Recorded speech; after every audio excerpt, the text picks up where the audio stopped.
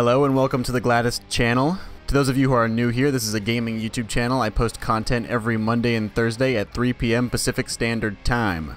However, during the Back 4 Blood Alpha, I am posting Back 4 Blood content every day the alpha is out, so expect content daily until the 21st. I've been posting gameplay content, but I also want to post some content revolving around deck building, the cards, and just my general thoughts about the game, and just general reviews as well, coming from an avid Left 4 Dead player. In this video, I'm going to be going over the current deck I am playing in the closed alpha. If you want to skip over me going over each of the cards, go ahead and skip to the end. I'll put a timestamp down below that'll show my entire deck if you just want to see that.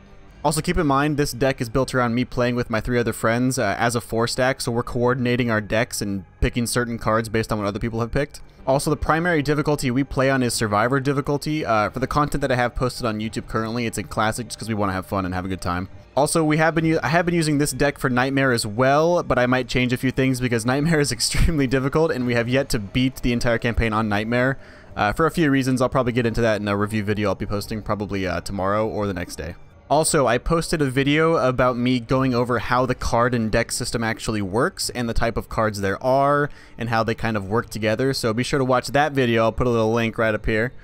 Be sure to watch that before you watch this just to get a little bit of context, but if you already know how they work, we're just going to jump right in. The first card, my loadout card, is starting with Attack 14.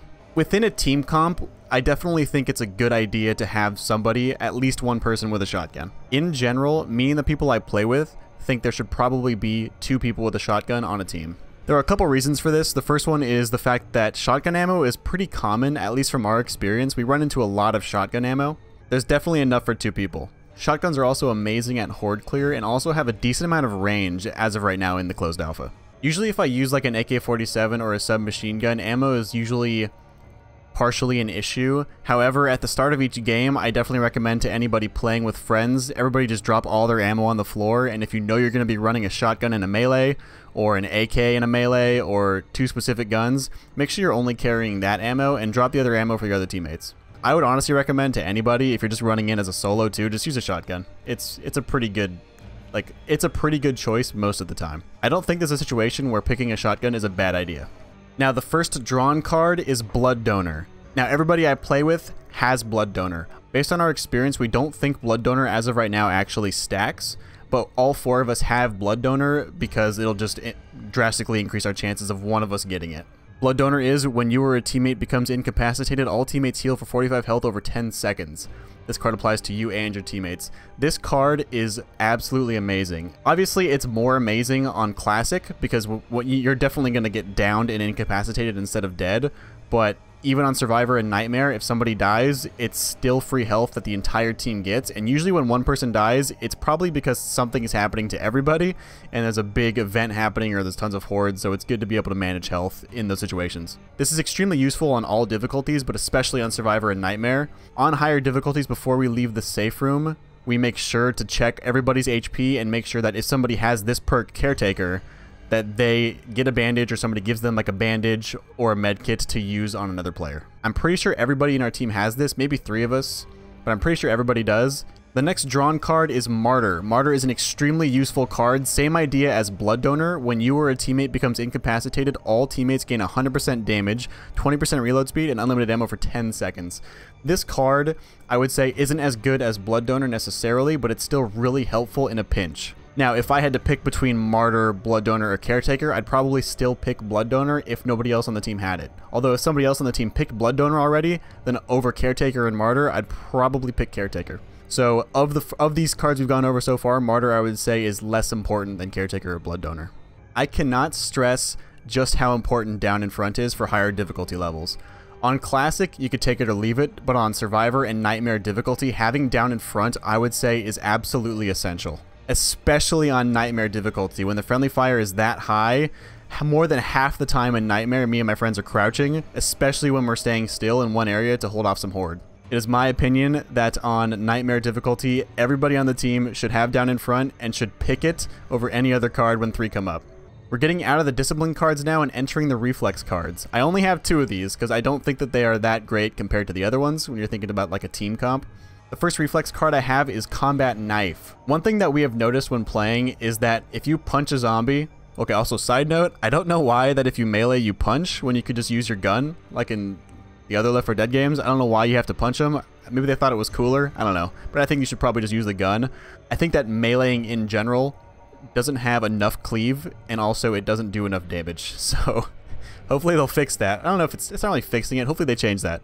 Combat knife is very good though. It turns your bash into a knife that counts as a melee weapon. Combat knife basically just makes it so that if you're in a pinch and you really just need to push a zombie away, you have a chance to actually kill them, which is very useful.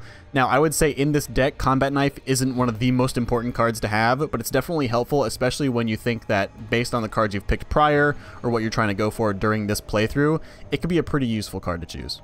The second reflex card I have is Reckless Strategy. This one I'm also on the fence about. Most of the reflex cards I'm kind of just on the fence about because none of them seem that blatantly amazing for team play.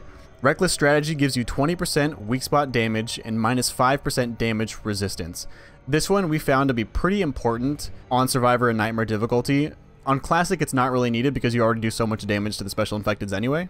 But on Survivor and Nightmare it's definitely helpful, seeing as a lot of the specials, like the Tall Boys, or I guess they're called the Bruisers, we call them Tall Boys, how much health they actually have. It's pretty astounding sometimes, especially in the alpha. We're noticing that when you shoot their weak spot, it doesn't always count as hitting their weak spot, so when you do hit it, you want it to count, and as of right now, for the closed alpha Reckless Strategy, I would say it's pretty important. The first Brawn card I have in my deck is Canned Goods. This gives plus 30% health and minus 10% stamina. Canned Goods is a decent card situationally. If you feel like your team is really struggling in the health department, having Canned Goods is generally a pretty good idea. I would say if you're playing Holly, Canned Goods is even better because Holly gets boosted stamina every time you kill a common or kill anything, basically. So having less stamina doesn't affect her nearly as much, and I usually play Holly when I'm playing with my friends. The next Brawn card is Triumph. Kills with a melee weapon heal 2 health. Especially with cleave damage, being able to swing at common infected and heal upwards of like 6 to 8 health because you hit multiple common is extremely useful, especially at higher difficulties. The next Brawn card I have is Team Health, which gives plus 10% team health. As of right now, what we could tell is this does stack, so everybody on my team is currently running Team Health. It's a pretty valuable choice when it comes to deciding between it and 2 other cards. The next Brawn card I have is Arsenal, which is also extremely useful. You can equip a primary weapon in your secondary slot. Now there's a couple caveats to this. I think this should not be chosen if you also chose Triumph, and vice versa. I think Arsenal, if you're able to get Arsenal very early in the game, like chapters 1 and 2, I think you should pick it because you're very likely to find another primary weapon throughout the campaign if you pick this early on. However, if you picked Triumph earlier on, I don't necessarily recommend getting Arsenal because getting that health from a cleave melee kill is very useful. Now, of course, if you have Combat Knife and Triumph, that works pretty well, but it does not work as well as getting a lot more cleave damage with, say, a bat or I don't think a fire axe. What I can say though is having Arsenal and running a shotgun and an AK is pretty valuable. My first fortune card is Overheal. Healing that exceeds your maximum health will grant temporary health. Basically, if you have full HP and you use a medkit, you'll get bonus health moving forward, which is extremely useful if you're about to run into a horde of zombies or push forward and take a lot of damage. In a 4-stack, I think only like 2 or 3 of us actually have Overheal, but in general I'd say it's pretty good. The next fortune card is Grenade Pouch. Now, Grenade Pouch and Fanny Pack, I would say, are essential. You could argue that they're not really essential, but being able to have the extra support and offensive inventory is amazing. It is a huge plus, especially if you're Hoffman to have 3, it's insane. And having the opportunity to have 2 or 3 like firecrackers is extremely useful. So I would recommend to everybody to have Grenade Pouch and Fanny Pack in their deck. The next fortune card is Safe Room Recovery. We're a little bit on the fence about Safe Room Recovery because it doesn't ultimately heal that much. What it does is your team heals 5 trauma damage and refills 10% ammo in each safe room. It applies to you and your teammates. We don't know for sure if this stacks, so keep that in mind.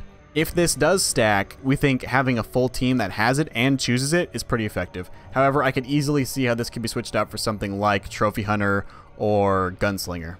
Although Gunslinger is a little bit iffy because the time it takes to switch a weapon out and bring it back out is not that much quicker than just reloading. I actually put Safe Room Recovery in over Living on a Prayer, but I'm considering putting Living on a Prayer back. However, when you're playing on difficulties like Nightmare, by the time you're at critical health, you're most likely just gonna die. I don't think you'll actually have that much time to shoot a bunch and recover health. However, if you have like an AK or a shotgun and you're in a situation where there's a huge horde at you and you could kill a bunch of them before they kill you, which is, I think, is pretty unlikely, then living on a prayer could be pretty useful. So I think this could be switched out with safe room recovery on like survival difficulty or classic. So that'll about do it. This is the deck I'm currently running in the closed alpha. I'm sure it'll change as the days progress. I'm sure it'll also change drastically when the beta's out and when the full game's out. But as of right now, especially playing with a 4-stack, this deck is very useful in terms of the team and the individual. Thank you so much for watching. I appreciate it. Like I said, I post content every Monday and Thursday at 3 p.m. Pacific Standard Time. If you like the content, leave a like down below, comment, and subscribe. I would really appreciate that. Also, if you think that there are cards that are better, or you think I should switch certain cards out, or you think that the deck could be made better in a certain way, let me know in the comments down below. I'd love to hear opinions and strategies. Anyway, I am the Gladys, and I will see you next time. Thank you so much.